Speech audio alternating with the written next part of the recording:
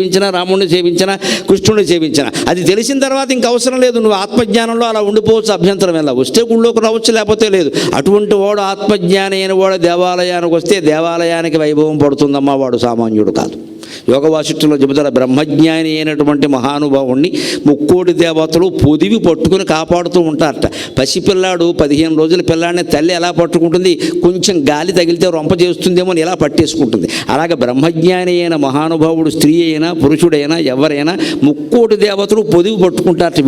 వీడి వల్లే జ్ఞానం వ్యాప్తి అవుతుంది, వీడు మహానుభావుడు, వీడిని మనం కాపాడుకోవాలి అని దేవతలందరూ వాడి పక్కన ఉంటారట. ఆ నమ్మకంతో మనం బ్రహ్మజ్ఞానం పొందే ప్రయత్నం చేయాలి.